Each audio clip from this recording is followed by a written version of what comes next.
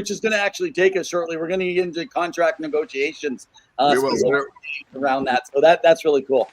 Yeah, no, thank you so much for coming on the show, Max. We appreciate your insight. We'd love to have you back, and we wish you all the best this coming season with all the projects you're working on, because you seem like you have a busy schedule. Yeah, Evan, let's get into it, because we've been off for quite a few months. Lots is going on. I feel like we should be working 24/7 with the amount of information that's happening. Yeah, we've been gone 8 weeks, dude. You said lots of months, but it's only been 8 weeks. That was our 8-week off. That's a lot. That's a lot for me. Maybe it just feels like forever. Let me guide this through, since you're lost in Osoyoos. By the way, I lived in Osoyoos as a kid, so I know all about it there. And usually it's pretty good at this time of year still. What temperature are you today, Celsius? It's pretty warm today. I think it's around 28, 29 degrees. So we were able to check out the water today and go splashing a little bit and jump in. So it's definitely feeling good here. But I think people are ready for that water to freeze up and get some ice going. So where do you go first? Okay, we have lots of guys. We have so much to cover. So there will be some things we're going to update you. We're going to give you some news and some information. So not everything is going to be a discussion.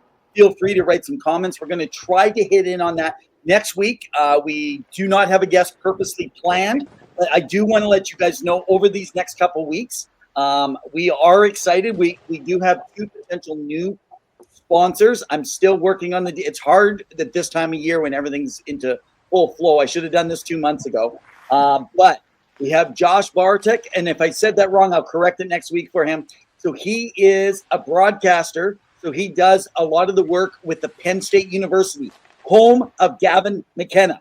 So we're going to be bringing him on in just a couple weeks. So he will be our next guest coming on. He does the broadcasting. He talks on the post and pregame shows, as well as he just got a recent promotion to the ECHL Wheelers to do some work with them as well.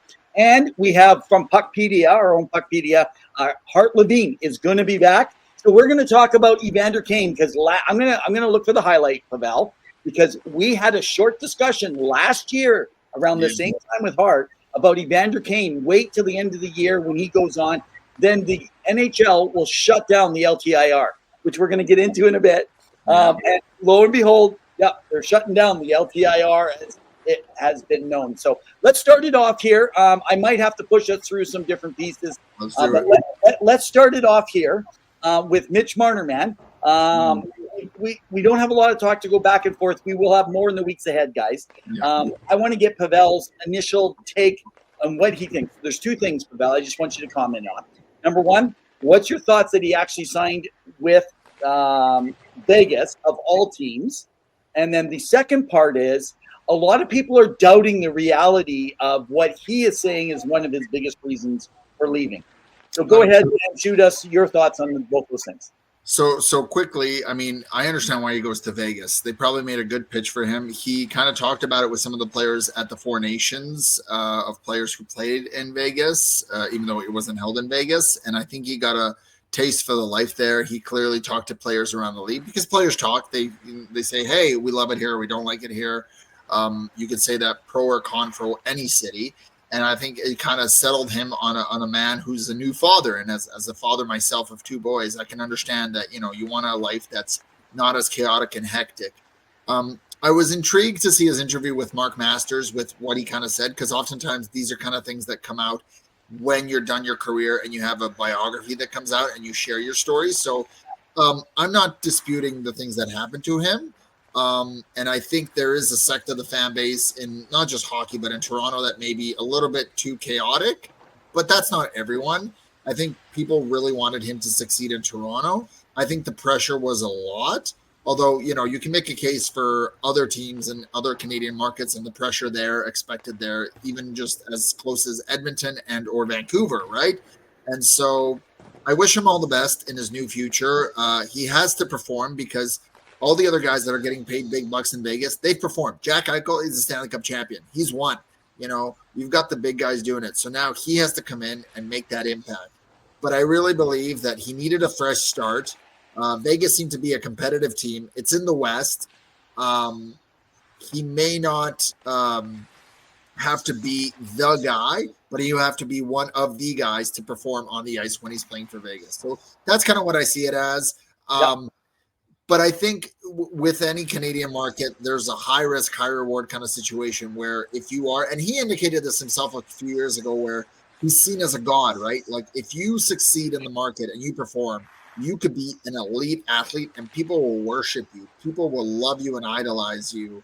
And so I think that's where where is that narrative? Where is that line of how do you cross it? How do you balance it? And it seems to be okay for elite players like Austin Matthews and William Nylander, but I really think that Marner really just struggled, and maybe the spotlight was a little bit too much for him, rightly or wrongfully. So that's my only thoughts. But your thoughts? Yeah, I mostly wanted to hear your thoughts on it. No one really wants to hear mine. I've been pretty vocal along the way. I think, and I talked about it at the end of last season, people are wrong. Mitch Marner was not the reason in the problems in Toronto. He was the highest point per game player in the playoffs. They said he didn't score goals. Well, he didn't score goals in the season. It was supposed to be Austin Matthews. So he was still producing at a higher rate. It was actually the rest of the team that was struggling. So we'll get to that, and we'll talk a little bit about Toronto a little bit later on. But I'm excited to see him line up alongside Jack Eichel, and let's see what he can do. I know during the Four Nations he was lined up with McDavid. Some people didn't like the combination, but that was the winning goal that actually was got out from the corner by Marner. Ron Cooper was blending the lines, yeah. And I don't feel like they're a match, but I feel Eichel has speed. Plus, he's like Draisaitl. He can slow the game down or speed it up. He's also a good playmaker too. Even though he can score, he's a great playmaker. So when you have two playmakers right there, you can definitely make that impact. So we'll see how Vegas does, because there's going to be a lot of pressure. Here's my one critique, Evan. I'll quickly shout out before we move on. Is the NHL is terrible at marketing. You put a game of Vegas versus Toronto in January. I know. This is a great way to promote the game, the hate, the bitterness, the rivalry, right? But they do this because of the fact that they shuffle it sometime later on. And it's like, come on, you can build up the game. You can build up the animosity, a healthy animosity between these teams, between the fan bases, and make Marner the spotlight, him against his former teammates. What's the story going to be? Make it a Saturday night game. Why not? No, they throw it away. I think it's a Wednesday or Thursday night game. Like, come on. Let me throw a hot take out there. I think that Marner will score the most goals of his career in an NHL season multiple times playing with Vegas Golden Knights and the team that they have there. For all you fantasy folks, there you go. Pick up Marner if you can. So, okay. Well, let's move over. We're not going to take a lot of talk. I'm not going to be posting any comments if anyone writes comments during this piece. I just do want to give some quick news. This isn't anything really to follow up. This is just giving information. Most of you know about it. And I'm specifically because he's really the best player of them all out of the group that was charged with basically sexual harassment, sexual abuse in the 5 players for Team Canada debate that happened. And it happened in 2018. They just finalized stuff. So after being acquitted of the charges in this high-profile case, everyone, Carter Hart now is probably the most at the center of attention of a different kind of dispute. The NHL has still ruled all the players ineligible to play while it conducts its own review, whatever that means. Now, the NHLPA, who reps them, is challenging that under the CBA, and they do have a right because he's been proven innocent. However, it's created a tense standoff, and while his on-ice future is in limbo, there are up to a dozen teams or more that are ready to prepare to offer a contract. I doubt it would be high, and that's only if they win. But let's remember, none of them may ever come back to the NHL still, because the NHL is allowed as a private enterprise to say if something does not represent them, regardless, they put himself in a bad position, say they did nothing and you believe the acquittal, it still means that legally they put themselves in a situation that is not ethical to the NHL. So they still can do that. I think it's important for us all to know that, but we definitely will. I don't know if you wanted to top anything different on that in there, Bell, but. No, all that I would mention is that Alex Formenton got a quick career 1-year contract, I believe, with Swiss club. So he is going to go back to playing. I think he was doing constructions prior to this. until the NHLPA and NHL make a decision exactly about anything, regardless of the future, there's not much more to say. We know the court results. We've talked about this ad nauseum. So really, we can move on because there's some other pressing matters that's happening in the NHL that I want to get to. Okay, so let's get to the contract stuff. And then from there, we're going to jump for a moment. We won't get into – we'll come at the end. Let's talk about the new collective bargaining and stuff at near the end before hockey history. So maybe about 10-2 or something. But let's get into the contract negotiations. So let's cover Connor McDavid. Let's start there. That's the big one. He just said it, Kaprizov. And then Eichel. Those are the big ones. And then there's this hanging RFA. What are they going to do with Lane Hudson in Montreal? So why don't we start with Connor McDavid? All right. Well, so it sounds like Connor McDavid knows what he wants to do, but he hasn't shared it unless it's his closest advisors, families, and friends. And there's no contract on the table right now. There was a lot of speculation at the end of last season, at the beginning of summer, that something would get done prior to start of camp. It hasn't happened.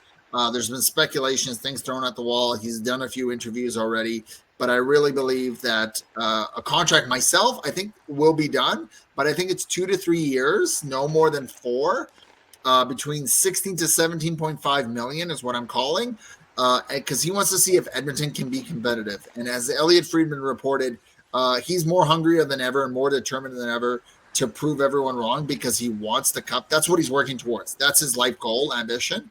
And he's come up short twice now, back to back. And so you think to yourself, you know, does he believe that Edmonton has the best chance to win with him? Possibly. But if every other team believes that they can have a chance at getting Connor McDavid, you make sure you prepare next year for the books, which is why this year will be interesting because you could potentially get Connor McDavid or you can get Gavin McKenna, Evan.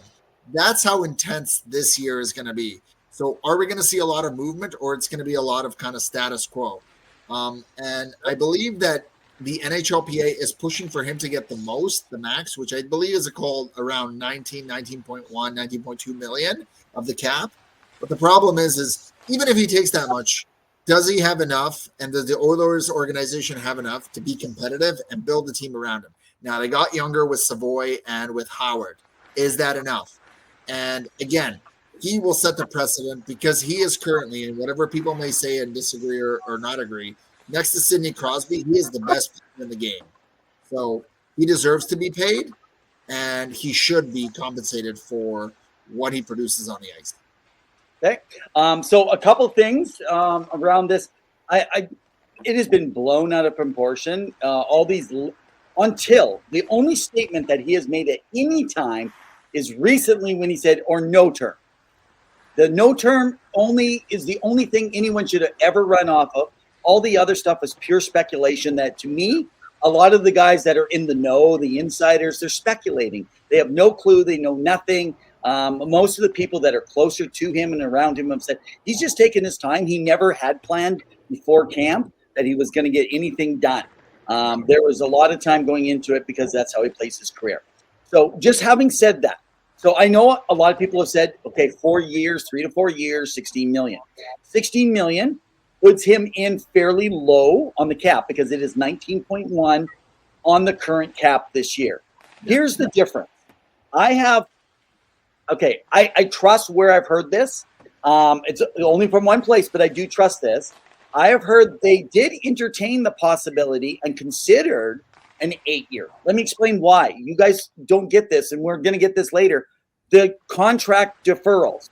You cannot get bonuses of almost everything outside of your $1 million at the beginning of the year, regardless of your career, regardless if you blow it, regardless if you get traded. You can get paid your whole contract, which is what he did on the last one. He got almost everything, so like 11 million or whatever, and the rest was paid out in the regular contract year. But he got it at the beginning on July 1st. If you do that, this is the last year to sign an 8-year contract. He would have to come in to do that at 19.1. 19.1, though, puts him in real cap trouble to be able to do anything because that's like literally a whole top quality player you're going to miss out from, say, from your estimate of, say, top end 17. So another 2.1 million onto a player that gets, say, 2 or 3, That's a good player that you got there. And maybe that's a goalie. Maybe it's a top end winger. Who knows what that is? Yeah. So his thing is trying to figure out why. NHLPA, I agree, there's pressure. In fact, I think this is a ploy right now with Kaprizov with the NHLPA as well. I think it's pushing McDavid on this whole matter because if he's saying he's not going to accept 16, which just came in, I mean that was the rumor, or 16.5 or maybe 17. I think it was 16.5 is what they've been kind of considering, but the 8-year was being considered. So I wouldn't even throw that. It wouldn't be a surprise if it happened. I only give it like a 5% chance. But let's face it, 8 years, you get hurt in 2 years, 3 years, he could be out of contract if he never recovers to be the player that he could have been. And that's why Draisaitl had no problem. But again, Draisaitl didn't know the certainty of the 3 years. But in 3 years, if the cap's at 113, he's only going to be able to sign at 23. So say he takes 17 now, what he misses of the 19, say if he took that now. Frankly, if I was Connor, I'd take the 19.1 if that's my plan to stay. I don't think he's trying to leverage anything against the Oilers. I don't think he's thinking about the future in that manner. I just don't understand how he thinks it's not a distraction. That's my only thing. This is a distraction. It's got the town talking, everybody over, speculation. And I heard him say, well, we're hockey players. Connor, you're on your own, dude. You're very unique. You can do what you want. This has nothing to do with the team negotiation. So this could have been done a long time ago, but he deserves it. He's the best player in the game. So I get it. But speaking of that, okay, whatever's going to fly, your prediction, what ends up happening? Let's just do a wild prediction. What do you think happens and how soon? Or with Connor McDavid, I think he'll sign by most likely October, and it'll be like a 2 to 4 year contract between 16 to 17.5 million. And I'm only calling that because he has a similar agent, I believe, or I think it's the same agent. I could be wrong. You guys can correct me, as Austin Matthews. And what did Austin Matthews do? He signed a 4-year deal, and they're buddies. They hang out together. They hang out together. They play together. You know, they respect one another. They're both captains of their respective franchises.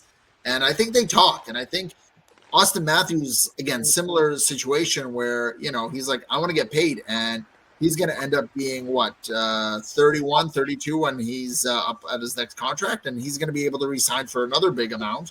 And I think that's what Connor McDavid wants. I mean, you do want to get paid. You do want to be able to have something at the end of the day to protect your family and provide for them. But I think this mountain of a molehill that he won't sign in Edmonton is silly. I think he will. The problem is I don't know what the term, but it was interesting to hear him say no term, because I was like, oh, what does that mean? You know what I mean? But I think he's just playing with them now, man. I just think he's playing with them. So, okay, I'm going to say he's going to give them 4 years because Bouchard signed on for a 3, right? So I'm going to say 4 because they're not going to want to overlap on that same year. And I think he's going to come in at 17. So I'm going to say 4 at 17 is what he's going to sign. And it's going to be for the purpose of trying to field a competitive team.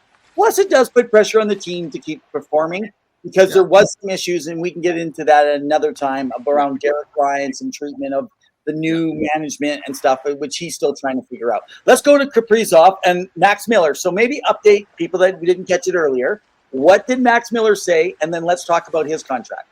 We talked about the contract that Kirill Kaprizov was offered. And that allegedly earlier today it was noted that he was offered an 8-year, $16 million, so the highest paid player ever, so more than McDavid makes, more than Draisaitl, Austin Matthews, Nathan McKinnon, Sidney Crosby. Although more recently, I think the reports have come out in the last little bit, in the last hour from Bill Guerin, said that it hasn't come from his side or Kirill Kaprizov and his agent's side. So who knows what is being said. I know Frank Saravelli was reporting that there would be a deal done quicker and sooner rather than later because they want to lock up the star winger. But I think really we're looking at something that is unprecedented. The Minnesota Wild can afford it. They're not in cap hell anymore after that buyout that they had to deal with. And they believe in Kaprizov. They think he's elite. And they want to build a team around him to be successful to win the Stanley Cup. Okay, so you guys just saw, so Zill's Not 16. Well, 126 million, I think it was, wasn't it? What's that? Sorry. What, For the total, 8 by 16. Oh yeah, I didn't know what it came out to be. It was 7 years at 128, 128 million. $128 million. Yeah, that's what it was. And I know Zill commented over here that she thinks the fight's over the term, not the AAV. So what I've heard, and I believe this came from Jesse Pierce with the Bar Down Beauties, Zill. I believe he wants term. He wants the security. And right now he can get those deferral payments and all those things ahead of time. The guaranteed bonuses. Remember, he's had some injuries. So in his case, that would be a really good call for him to be able to do. Of course. So that was one of the things on that. Yeah, there you go. Jordan's got it at 128. So, so that one's interesting. So now let's go to Jack Eichel. Jack Eichel. Man, our time's moving quick here. Jack Eichel. We'll finish with Jack Eichel, and we'll just leave it at that. We'll talk about Lane Hudson later on. Maybe he'll have a contract by next week. But Jack Eichel. So I'm hearing some people are putting it in at a 7-year, $13 million per year. Now, I don't know why you wouldn't take advantage if you're doing long term. Why don't you just do 8 right now? Yeah, all their ages are kind of around that same time. I'm taking the max if I can get it, or I'm not signing as long. And I do want to mention, Jordan corrected me. It is Bouchard signed a 4-year, so I'm going to change. I'm thinking they don't want McDavid and Bouchard in the same year, so I think he signs a 3-year, $17 million deal then. Okay. Jordan has something here. Are any of the 20-year-old players also on the no movement clause, so it makes it harder for the team to also move the player down the road? Yeah. So the team may not want an 8-year. Okay. Well, and before we get into Eichel, I mean, we didn't mention, but I did write it in my article, so you guys can go check out our website at twoguysinhockeytalk.com. The CBA has changed where now there are more restrictions for the next playoff season, postseason, for your cap compliancy as a team, where you can't go over the cap as much as you want to due to the pushback by some GMs within the league. So they agreed to this, take place, and there will be some teams that may have to work around it, including it's been going on with the double retention for trades. So we may see less movement this year. We don't need it, but GMs will get clever. Yeah, it's good. It's going to be different. So guys, we're going to come back to you. We got about 4 or 5 minutes we want to cover with some stuff from around the rink here. So we're going to move over to our around the rink session here. All right, guys, let's go to around the rink.